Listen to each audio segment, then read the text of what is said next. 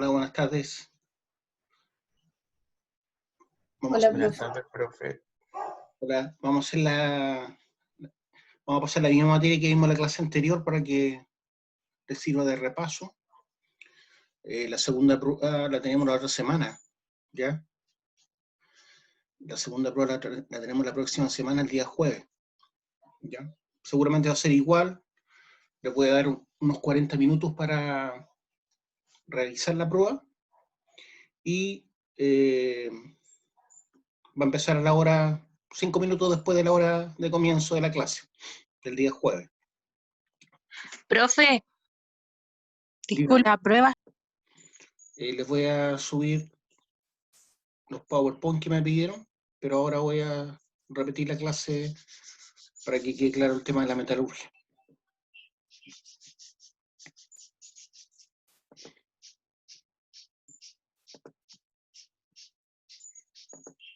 Ya, estábamos hablando de que existen dos áreas de metalurgia, la metalurgia formativa o metalurgia física, que nosotros no la vemos mayormente, que tiene que ver con las aleaciones que yo puedo lograr, por ejemplo, con el acero o con otros metales, para darle cualidades que no tienen por sí solos. Por ejemplo, el acero al manganeso, el acero al molibdeno, que es más resistente a la abrasión, más resistencia a la ruptura, a los esfuerzos en general. Se dice que es más competente, tiene mayor competencia. Como les decía, es resistente a la abrasión, el acero al molibdeno. Y también todo lo que tenga que ver con hacer moldes de algún metal por fundición y después colado. Después que se funde el metal, se cola. Se cola significa que se vacía en un molde, ya para darle una forma que yo necesito, ¿cierto? Por ejemplo, los elementos de fundición que utilizan las excavadoras de cable, las excavadoras hidráulicas, son, por ejemplo, las zapatas. Las zapatas se hacen por fundición y colado. Eh, Otros elementos de desgaste que también se hacen de esa forma son las ollas de fundición. ¿Ya? Esa es todo lo que estoy hablando es la metalurgia formativa o física. Pero la parte que nos toca a nosotros, como mineros más bien dicho, es la metalurgia extractiva. ¿Ya? Entonces la carrera se llama minería y metalurgia porque tiene metalurgia extractiva principalmente. Y la metalurgia extractiva tiene que ver desde el momento en que llega el mineral de la mina a la planta, a ser chancado y después a pasar por molienda cuando es necesario. Eso ya, todo eso es parte de la metalurgia extractiva, que tiene que ver con, como dice su nombre, extraer el metal útil de la roca o de la mena, más bien dicho, de la mena que viene de la mina. Entonces, todo lo que tenga que ver después de la mina es la metalurgia extractiva. ¿Ya? Bueno, obviamente el transporte a la planta no es metalurgia extractiva, pero cuando ya llega a ser chancada, por ejemplo, la mena, eso ya es metalurgia extractiva. Entonces vamos a ver este pago que ya lo habíamos visto, pero que les sirva de repaso, porque es harta materia. Está viendo el Power, ¿cierto? Entonces tenemos la metalurgia al cobre, que es bien conocida, es la más utilizada acá en Chile, porque obviamente somos el principal mineral con yacimiento, perdón, el principal mineral extractivo que nosotros obtenemos. Se dice que el cobre es el sueldo de Chile, no solo por Codelco, sino por las empresas externas que trabajan el cobre. Y también tenemos parte de la metalurgia del hierro. Entonces la metalurgia, como les dije, ya les expliqué qué es lo que era principalmente. A nosotros nos compete estudiar la metalurgia extractiva, que como dice ahí es la obtención comercial de metales a partir de sus menas y la preparación de esos metales para su uso. Entonces, ¿cuándo termina la metalurgia extractiva? Cuando yo obtengo el cátodo de cobre, del 99,99% de pureza. Después, cuando yo vendo ese cátodo y lo toma una empresa para hacer, por ejemplo, tuberías u otras cosas de cobre, o quiere hacer bronce a partir de cobre combinado con estaño, eso ya es metalurgia física. Metalurgia física. Lo primero es la extracción de la mena, ¿cierto? Que tiene que ver con la minería propiamente tal, ¿ya? En el caso de acá se refiere a obtener el metal útil a partir de la mena.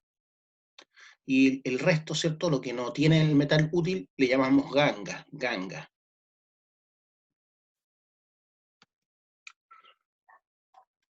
Pretratamiento de menas. Bueno, aquí está hablando de distintos tratamientos, por ejemplo, la flotación, la tostación, la separación magnética, en el caso de los metales de, perdón, los minerales de hierro, se hace por separación magnética.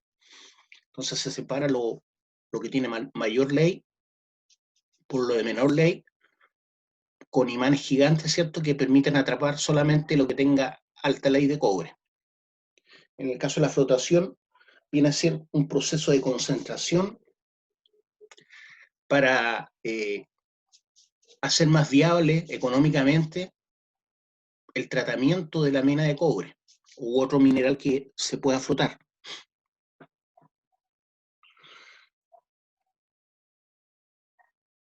Ahí tenemos una celda de flotación donde tenemos una polea, ¿cierto? Ahí va una correa que hace girar un motor. Esa polea hace girar abajo un mezclador que permite homogenizar la pulpa, o sea que la pulpa tenga más o menos tenga la misma caracterización en todas las celdas. Eso se llama homogenizar la pulpa. Entonces la pulpa, ¿cierto? Ingresa a la celda de flotación en solución acuosa con colectores que ya se agregaron en el proceso de molienda, ingresa aire que permite que salga por debajo y se generen burbujas. Esas burbujas se generan porque además agregué espumantes. Entonces los colectores, los espumantes y los depresores son reactivos de flotación, que son necesarios para la flotación. Bueno, hay flotaciones de otros elementos que no es necesario obtener, no es necesario agregar colectores, por ejemplo. Pero estamos hablando de la flotación del cobre principalmente, entonces hablamos de un colector que haga hidrofóbico la mena, hidrofóbico el mineral sulfurado de cobre. ¿Qué significa hidrofóbico?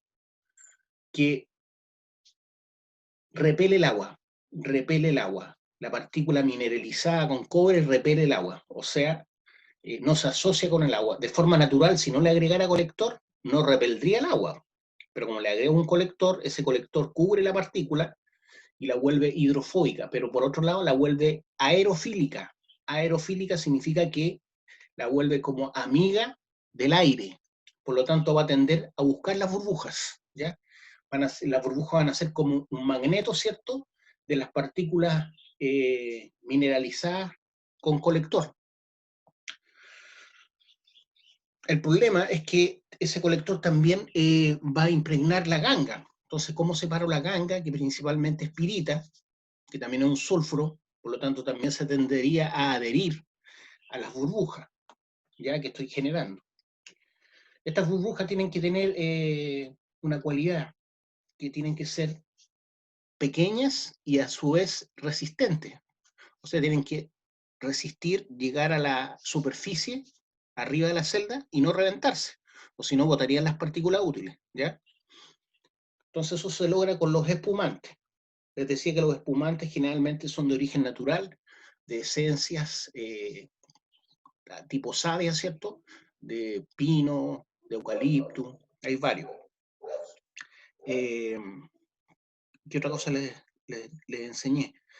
Les enseñé que la pirita, que es una ganga, tiene que decantar. Y para hacerla decantar, lo que tengo que hacer yo es alcalinizar la pulpa que está en la celda. ¿Y cómo la alcanizo? ¿Cómo le subo el pH? Alcanilizándola. Sobre 7 es alcalino, bajo 7 es ácido. Entonces tengo que alcalinizar la pulpa. Y eso lo logro con cal. Cal.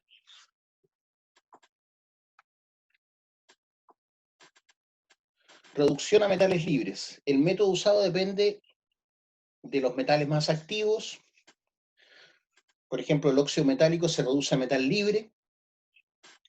Entonces, cuando hablamos de reducción es quitarle el oxígeno al compuesto que tiene el metal útil. Metales menos activos existen en estado libre y no requieren reducción, ¿ya? Metales menos activos existen en estado libre y no requieren reducción, por ejemplo el oro. Se usa como agente reductor el carbono por su bajo costo y su fácil manejo. Hay distintas formas de purificación, ¿cierto?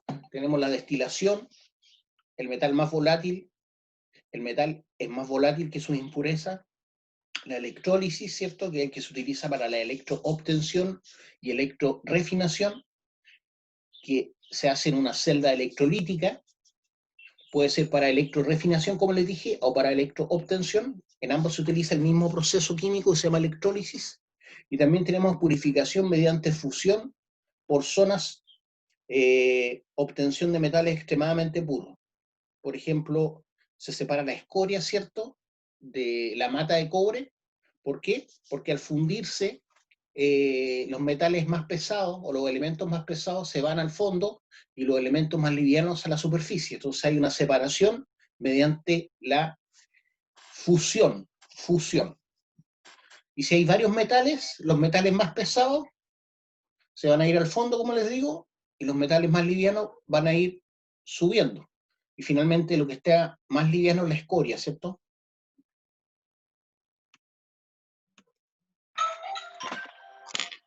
Purificación mediante fusión por zonas.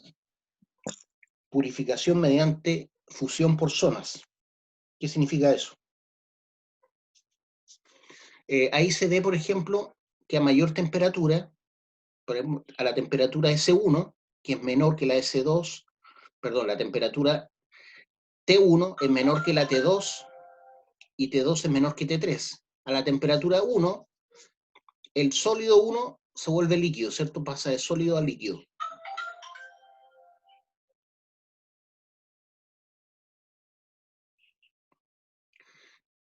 A la temperatura 2, el sólido 2 se transforma en líquido, pasa de sólido a líquido.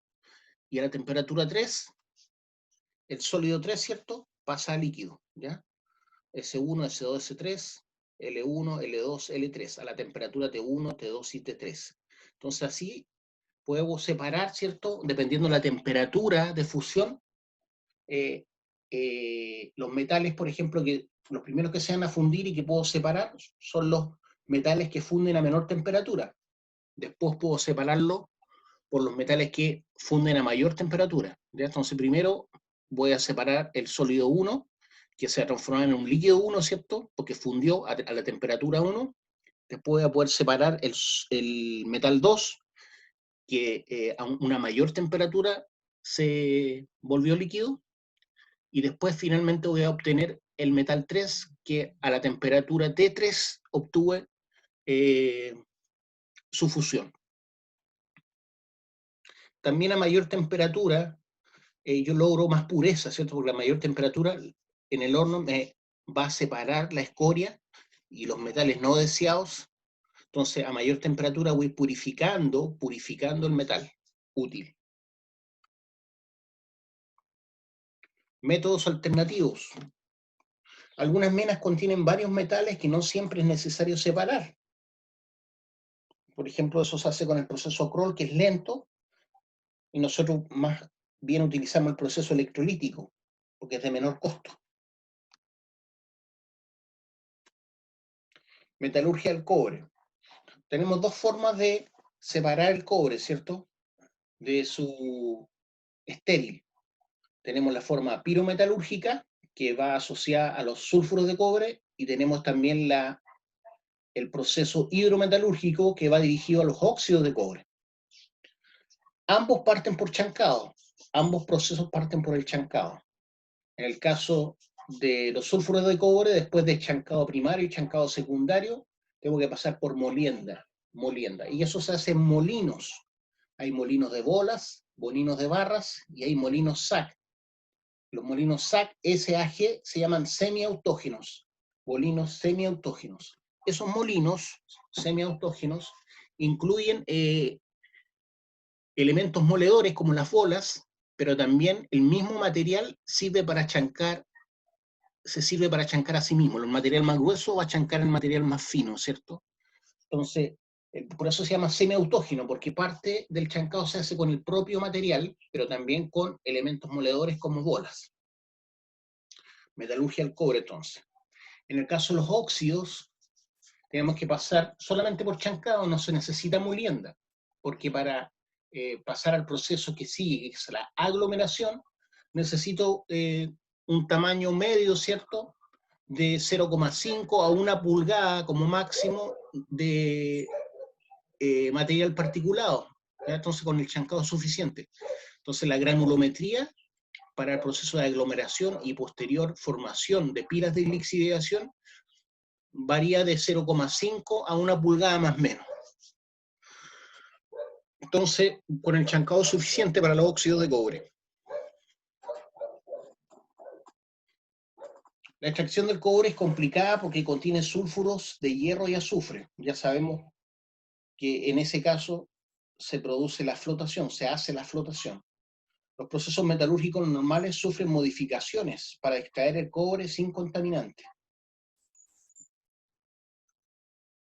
Entonces la concentración de los sulfuros es por flotación, ¿ya? Así separo el mineral útil de la ganga. La ganga es el estéril o el material no deseado que yo separo de la flotación, ¿ya? Entonces, lo que separo básicamente es pirita, o sea, sulfuro de hierro.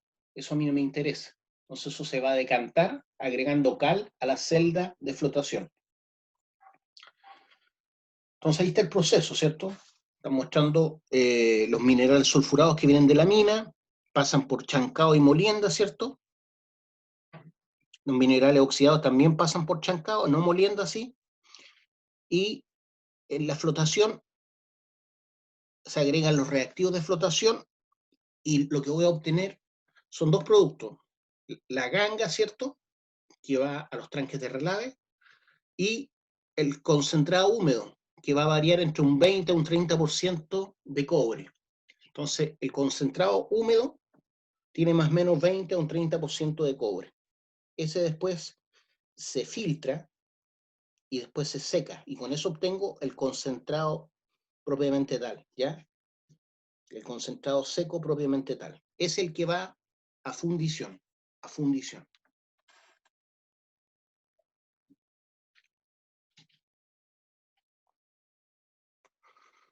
El concentrado húmedo, ¿cierto?, se seca, como les dije, y pasa finalmente al convertidor teniente, que me va a dar la mata de cobre. Después eso pasa a un horno eléctrico, y después eso continúa con el convertidor Pearce Smith. Todos esos procesos van dejando escoria, ¿ya? Esa escoria igual tiene cobre, mínimamente, pero tiene, y tiene otros metales pesados, ¿ya? O sea, es un problema para el medio ambiente y problema para las personas, los escoriales, ¿ya?, que vienen de las fundiciones. Entonces la fusión en un horno a 1400 grados Celsius produce la separación de la mata de cobre y la escoria. La escoria es básicamente sílice, ¿ya? Sílice con otros metales en mucha menor cantidad, mucho menor porcentaje, estamos hablando de partes por millón, pero el problema es que, aunque es poco, esos metales pesados son tóxicos.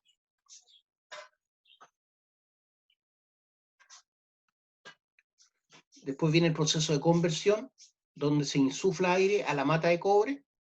Los sulfuros de hierro se separan, ¿cierto?, a través, y se van con la escoria. Entonces la conversión, lo que hago es insuflar aire a la mata de cobre, oxidar lo más posible la mata de cobre, y con eso separo, ¿cierto?, el hierro. Transformo el sulfuro el sulfuro de hierro en un óxido, y ese óxido de hierro se va por la escoria. El cobre que obtengo de la conversión es el cobre blister, ¿ya? Después insuflo el aire, insuflo nuevamente el cobre obtenido, el cobre blister, para purificar más ese cobre y puedo obtener un 98-99% de pureza. A eso le llaman cobre negro. Entonces aquí yo estoy haciendo un proceso de refinación a fuego. Proceso de refinación a fuego.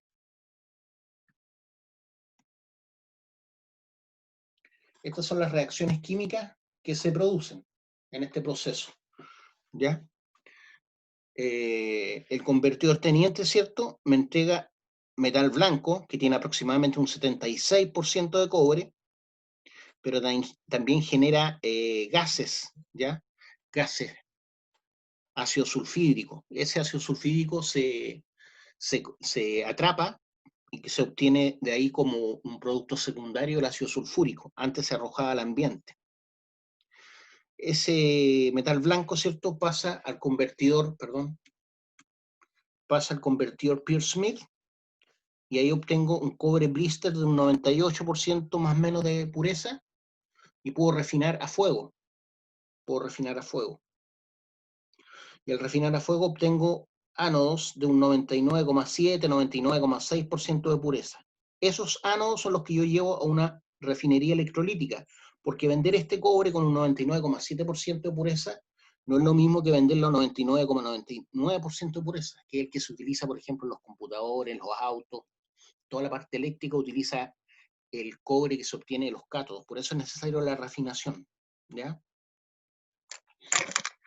Entonces ahí tengo las reacciones químicas, ¿cierto? Entonces tengo un sulfuro de cobre que se combina con oxígeno y voy a obtener un óxido de cobre y dióxido de azufre en forma de gas. En la ecuación química de abajo tengo cobre oxidado con cobre sulfurado, que al combinarse, ¿cierto?, me van a entregar cobre líquido, puro, y dióxido de azufre nuevamente gaseoso.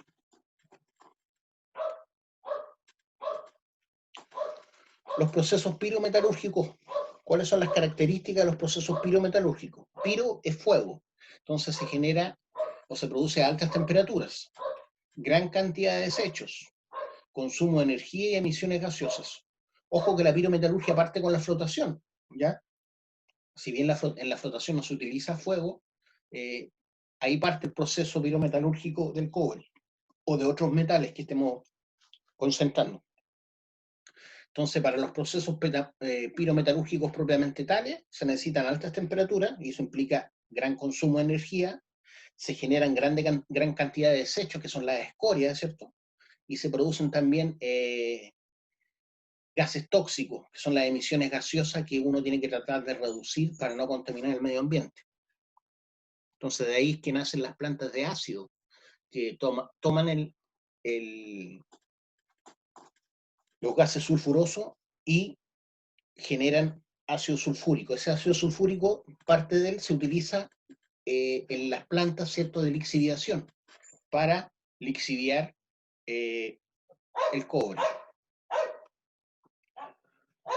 Los procesos hidrometalúrgicos, hidro viene de agua, ¿cierto?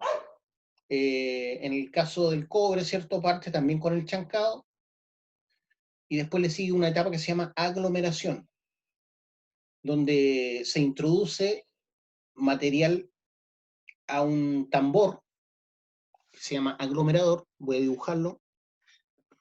Voy a dibujar un tambor. Entonces, el tambor es más o menos así. No tiene tanta pendiente, ¿eh? Me quedo con mucha pendiente. Entonces, en ese tambor ingresa el material chancado.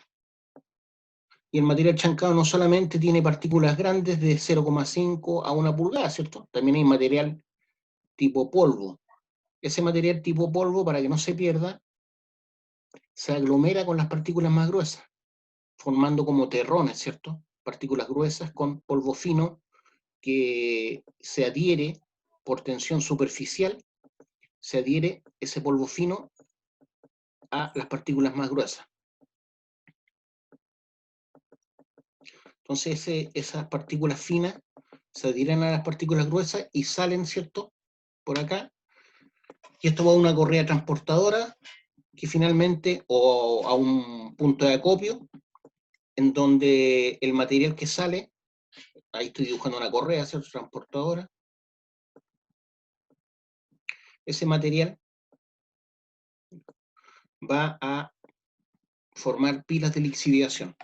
Entonces estamos hablando del proceso hidrometalúrgico. Entonces las partículas gruesas, como les dije, este tambor va girando el tambor, entonces permite que las partículas gruesas se unan las partículas finas se unan a las partículas gruesas, es el proceso de aglomeración. Pero para que ocurra eso, aquí está ocurriendo un baño, se está bañando las partículas, ¿cierto?, con una solución ácida. Ahí se utilizan aspersores o mangueras perforadas que permiten bañar, ¿cierto? Lo que hacen es mojar las partículas finas y eso hace que se peguen a las partículas más gruesas. Es el proceso de aglomeración. Entonces ese proceso es anterior a la lixiviación. ¿Ya? Ojo con eso. Y eso se hace con un tambor aglomerador. Entonces por aquí entra el material fino, el material grueso. Como es impregnado con una solución ácida, las partículas finas se van adhiriendo, ¿cierto?, a las partículas gruesas, formando como terrones. Esos terrones finalmente son los que van a formar pilas de lixiviación. Entonces aquí se están bañando con una solución ácida, agua con ácido sulfúrico. Ese ácido sulfúrico ya empieza a trabajar y a penetrar esas partículas gruesas y ya empieza el proceso de lixiviación, antes incluso de la formación de las pilas.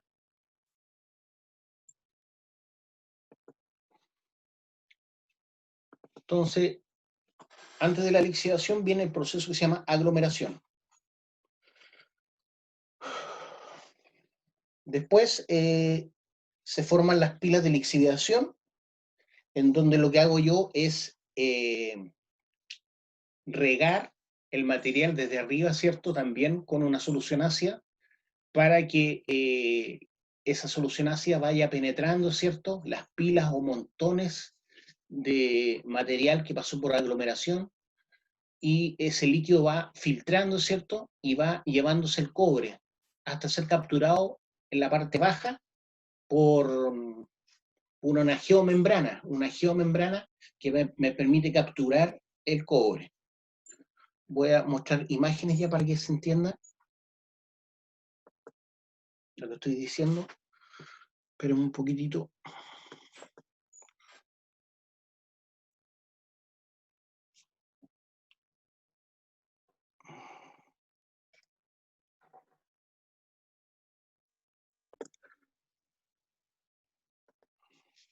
Ahora sí. Ya, ahí ese hombre está caminando sobre pilas de lixiviación. Esas mangueras que se ven ahí son las mangueras que van filtrando, ¿cierto?, la solución ácida.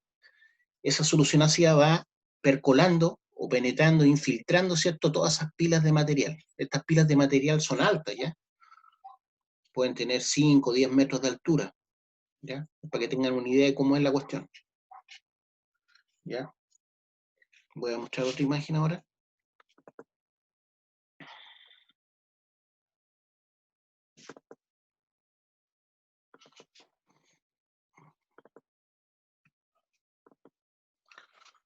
Aquí tengo otra imagen.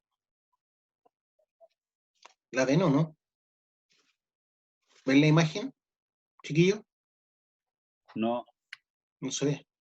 No, profe. Ya, entonces vamos a empezar de nuevo. ¿Pero la anterior la vieron? Sí. Ya. Y ahí sí. Ahí está como resumido, ¿cierto? Se supone que viene el material de aglomeración, forman las pilas, que puede ser correas transportadoras o puede ser un cargador frontal que forme estas pilas, y por arriba, ¿cierto?, se le echa la solución lixiviante, que en el caso del cobre es una solución ácida. Entonces la lixiviación lo que busca es separar con una solución adecuada, amigable con el elemento que quiero concentrar, y de esta forma separar. Ahí se produce la primera separación entre ganga y solución útil, solución con mineral útil.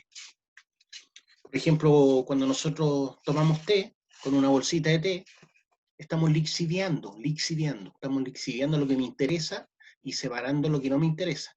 Entonces, las hojas de té, con el agua caliente, que sería la solución lixiviante, lo que hace es liberar las partículas útiles, que es la teína, ¿ya? El té propiamente tal que nosotros tomamos. Eso es lo que nos interesa. Las hojas quedan a un lado, ¿cierto? Eso vendría siendo los ripios de lixiviación. Las hojas del té son lo que no me interesa y terminan formando, después de un mes de lixiviación más o menos, los ripios de lixiviación, que es el estéril, ¿cierto? Que ya no tiene cobre, entre comillas, ¿cierto? Porque siempre queda algo. Así es el proceso de lixiviación. Voy a mostrar otra imagen, a ver si encuentro una imagen simpática.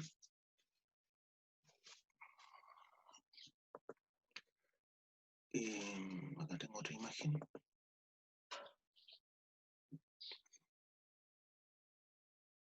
Voy a mostrar otra imagen.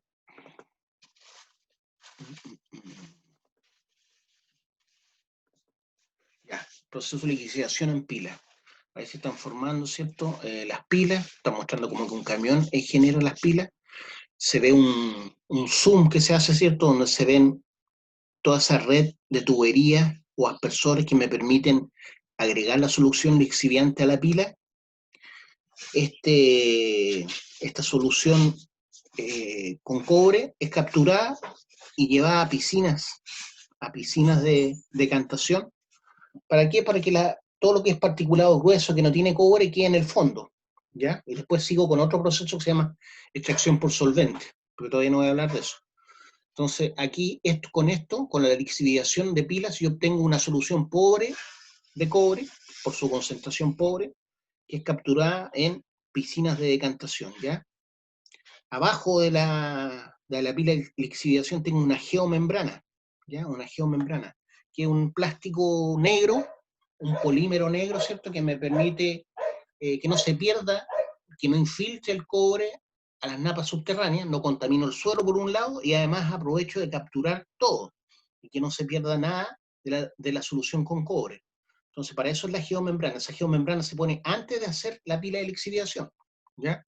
Con esa geomembrana yo atrapo todo el cobre.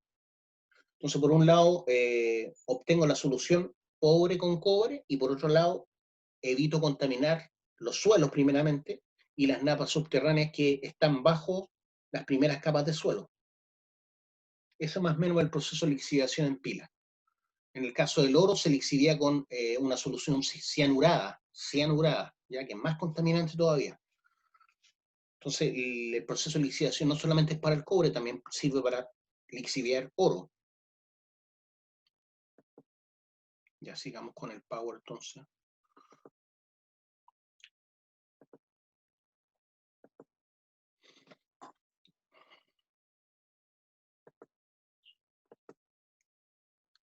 Ya estábamos hablando, ¿cierto?, de los distintos procesos de concentración, específicamente estábamos hablando de la lixiviación. Después del proceso de lixiviación viene el proceso que se llama extracción por solvente, donde yo agrego a esa solución pobre de cobre que atrapé en piscinas, donde decantó todo lo que es desecho más sólido, las partículas gruesas, la tierra que pudo haber sido arrastrada, que no tiene cobre, va a decantar por gravedad, y esa solución pobre yo la voy a juntar y mezclar con un orgánico afín al cobre. Entonces ese orgánico afín al cobre va a atrapar el cobre solamente, y nuevamente se va a producir una separación, en donde ya tengo solamente cobre atrapado en el orgánico que es afín al cobre. Después ese orgánico, en la etapa que se llama extracción por solvente, lo voy a juntar con una solución ácida nuevamente pura, una solución ácida pura que me va a permitir atrapar solamente el cobre y dejar el orgánico libre de cobre. Entonces voy a descargar el orgánico con cobre en una solución ácida pura. Esa solución ácida pura es la que paso a electroobtención, ¿ya? Es la que paso a electroobtención y a través de una diferencia de potencial eléctrico o voltaje voy a hacer que precipite en los cátodos, ¿cierto? El cobre puro. Entonces esa solución ácida con cobre que me entregó el orgánico va a hacer que precipiten, ¿cierto?, los iones de cobre en un cátodo por esa diferencia de potencial eléctrico y con eso yo voy a obtener un cátodo de cobre. Esa es la forma de obtener un cátodo de cobre a partir de una solución con cobre, una solución enriquecida con cobre. Esa solución enriquecida con cobre la obtuve, ¿cierto?, mediante el proceso primero de extracción por solvente, que me atrapó solamente el cobre de la solución pobre. Una vez que tengo solamente el cobre atrapado en el orgánico afín al cobre, lo vuelvo a juntar, como les dije, en una solución ácida pura. Esa solución ácida pura atrapa solamente el cobre y me deja descargado el orgánico. El orgánico yo lo puedo seguir utilizando, ya porque ya lo descargué del cobre. Lo mismo cuando yo atrapo el cobre con el orgánico afín de la solución pobre cobre, me va a entregar una solución ácida sin cobre, ¿cierto? Esa yo también la puedo volver a utilizar en las pilas de lixiviación. Entonces se reutiliza la solución ácida, que ya le saqué el cobre por el proceso de extracción por solvente, y también reutilizo el orgánico una vez que saco el cobre, juntando el orgánico que atrapó el cobre, ¿cierto?, con una solución ácida pura. La solución ácida pura va a liberar al orgánico de cobre y ese orgánico lo voy a poder volver a utilizar en la extracción por solvente precedente. ¿Ya? ¿Cómo es la metalurgia del hierro y del acero? Antes les voy a mostrar una imagen de cómo es la extracción por solvente, ¿ya? Porque hemos hablado de muchos procesos, pero no les he mostrado muchas imágenes. Entonces voy a abrir una imagen y se las muestro. Acá tengo un proceso. Ya. Entonces, ahora les muestro la imagen. No es muy grande, pero sirve para entender. Ya, ahí está todo el proceso. Arriba se ve la pila, ¿cierto? La pila de lixiviación, atrapo la solución ácida pobre con cobre, y eso es lo que yo paso a la extracción por solvente en esta etapa, y mezclo, ¿cierto? Esa solución pobre la mezclo con el orgánico en esta zona, que es el mezclador. ¿Ya? Entonces aquí yo voy a obtener un orgánico cargado con cobre. La solución ácida sin cobre la reciclo y la envío nueva. Ven que hay una manguera ahí, una cañería que me recicla, ¿cierto?, la solución ácida sin cobre para volver a la etapa de lixiviación. Entonces el orgánico cargado después yo lo saco y lo meto a esta zona. A esta zona. Aquí está la extracción y aquí está la reextracción. Extracción, reextracción. Entonces, una vez que el orgánico con cobre entra a esta etapa de la reextracción, yo lo junto, lo mezclo nuevamente, pero con una solución ácida pura, que me va a permitir sacar el cobre, porque la solución ácida es más afín al cobre que el orgánico cargado. Entonces el orgánico cargado con cobre va a liberar el cobre y se va a ir a la solución ácida. Y esa solución ácida es la que va a electroobtención. Esa solución ácida es la que va a electroobtención, que está cargado con cobre. Y en este caso, una vez que ya saqué el cobre de esta etapa de reextracción, una vez que saqué el cobre, me va a entregar un orgánico descargado. Y ese orgánico descargado va nuevamente a la etapa de extracción. Ese orgánico descargado va nuevamente a la etapa de extracción. ¿Ya? Ese más o menos es el proceso de metalurgia. En esta zona donde se obtiene la electrodepositación de cobre, ¿ya? A través del proceso de electrólisis. Y ahora volvamos al PowerPoint. Ahora vamos a ver la metalurgia del hierro para obtener acero. Esto funciona con altos hornos, se llaman altos hornos por el tamaño que tienen. Vamos a ver las reacciones principales. El resultado del alto horno es el arradio y después pasa a otro proceso de afinación o refinación por fuego.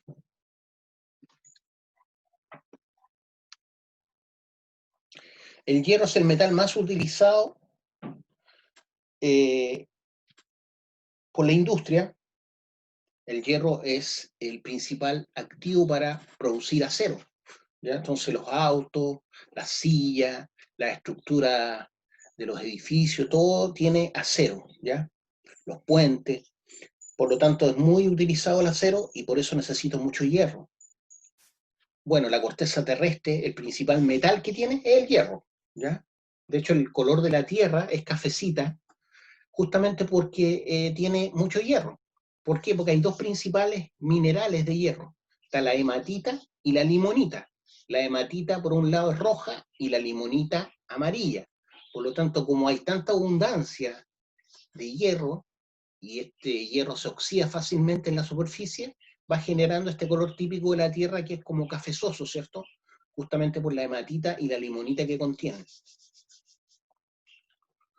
La arcilla justamente es rojiza por la cantidad de hematita que tiene, ¿ya? La arcilla es rojiza por la cantidad de hematita que tiene. Pero esa hematita no sirve como mena para generar hierro, ¿ya? Ojo con eso. Si bien tiene mucho hierro, no es lo suficientemente alto como para generar acero. Porque la principal mena del hierro es la magnetita, ¿ya? Entonces nosotros lo que buscamos son yacimientos que tengan magnetita, porque la magnetita tiene más de un 50% de hierro en su compuesto, ¿ya? Entonces el proceso de recuperación del hierro de sus menas es reducción por carbono en un alto horno, ¿ya? Ahí tenemos los principales minerales de hierro, hematita, magnetita y lemnita, que son los que se utilizan básicamente para, si bien sale la hematita ahí, no es la hematita rojiza, es una hematita que es casi igual que la magnetita, ¿ya? De apariencia. Después en geología ustedes se van a dar cuenta. Porque la típica hematita es la roja, de ahí viene su nombre hematita. ¿Y por qué? Porque viene de la palabra hemoglobina, y la hemoglobina es lo que le da el color rojo a la sangre, justamente por el hierro que tiene, ¿ya? Por eso necesitamos hierro también en nuestro cuerpo. Si viene un metal pesado, necesitamos hierro. ¿Y quiénes nos entregan ese hierro? Las carnes rojas, las carnes rojas. Por eso es importante comer carnes rojas. O sea, carne de vacuno, carne de cerdo, porque tienen harto hierro. Las personas que no comen muchas carnes rojas les da anemia. Anemia, falta de hierro en la sangre. Entonces, hemoglobina viene de esa palabra hemoglobina, viene la palabra hematita por color rojo. También tengo el hierro en forma de carbonato, pero no es una buena mena, no es una mena realmente de hierro. Y también tengo el hierro como sulfuro, y tampoco es mena de hierro, ¿ya? Básicamente la única mena del hierro es la magnetita, por su mayor concentración de hierro en el mineral.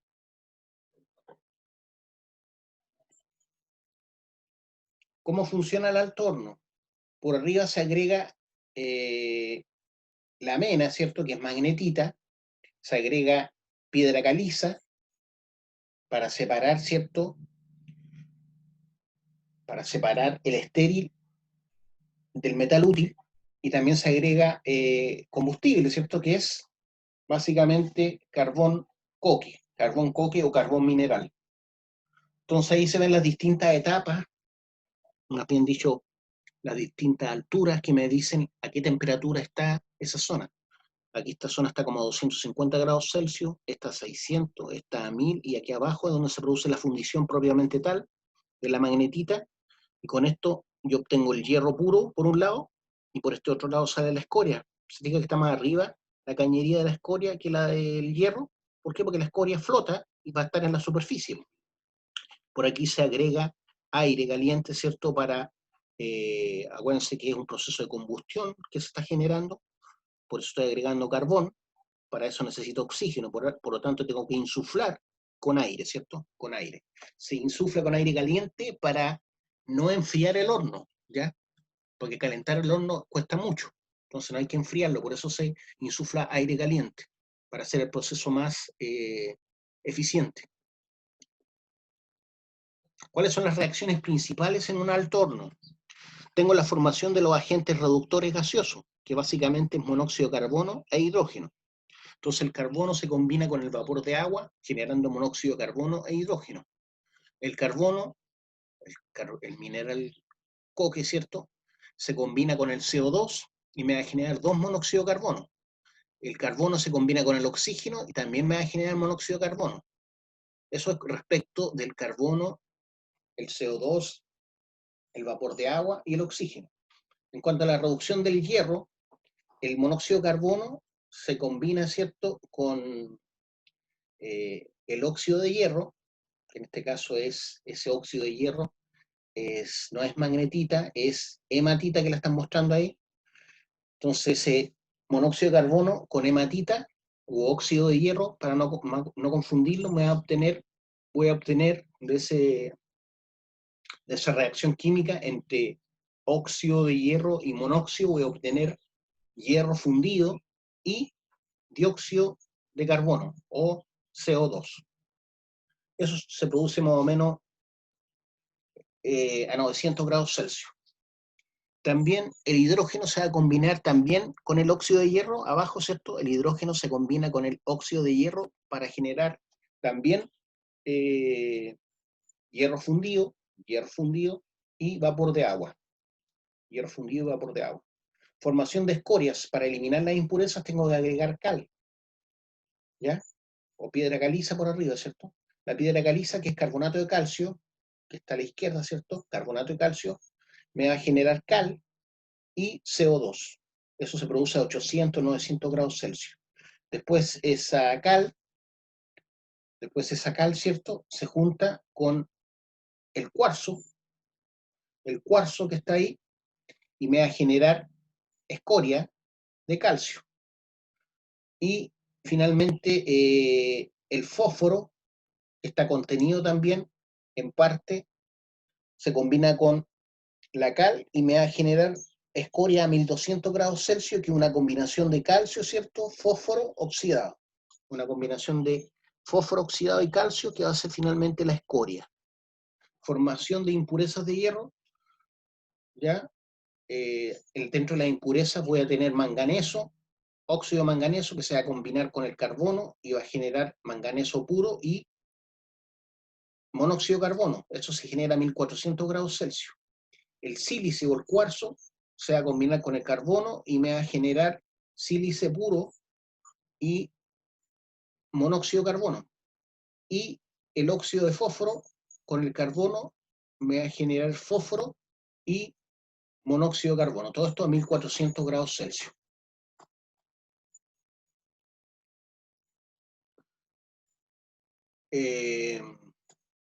Sigamos.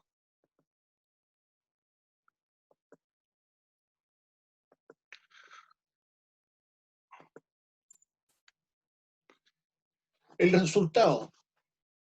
Como resultado, el alto horno me va a entregar arrabio. El hierro obtenido es impuro y se denomina arrabio. Contiene aproximadamente 95% de hierro, 3 a 4% de carbono, por lo tanto no es acero. El acero se obtiene con menos de un 2% de carbono. Y otras impurezas, como vimos, ¿cierto? Como el manganeso. Obviamente no estoy considerando la escoria acá. Entonces la impureza en este caso sería 3 a 4% de carbono y otras impurezas como el manganeso. Se vuelve a fundir y se pasa a moldes y se enfría, convirtiéndose en hierro colado. Hierro colado porque se cuela en moldes, ¿es cierto? Se vacía en moldes. Colado se llama el proceso de vaciar un líquido sobre un molde. Entonces se vuelve a fundir ese radio, se pasa a moldes y se enfría, convirtiéndose en hierro colado. se vuelve a fundir para separar aún más las impurezas, ¿ya? ¿Dónde se funde? En un horno de oxígeno básico. Obtención, ¿cierto?, de hierro puro a través de un horno de oxígeno básico. ¿Cómo funciona? Está ahí el hierro fundido, ¿cierto? Por aquí entra el oxígeno, agua de refrigeración y por aquí salen los gases. Entonces así vuelvo a fundir en este horno de oxígeno básico y obtengo hierro puro. Hierro puro. Eso es después del proceso de el alto horno, ¿cierto?, que me entrega arrabio. Entonces yo alimento este horno con arrabio. Pasos para transformar el arrabio en acero. Oxidación de las impurezas. Carbono, sílice, fósforo, manganeso, azufre. Que los vimos, ¿cierto?, que estaban como resultado del arrabio. Entonces la idea es oxidar las impurezas, por eso se hace en un horno de oxígeno básico. Entonces de ahí voy a obtener carbono, sílice, fósforo, manganeso y azufre.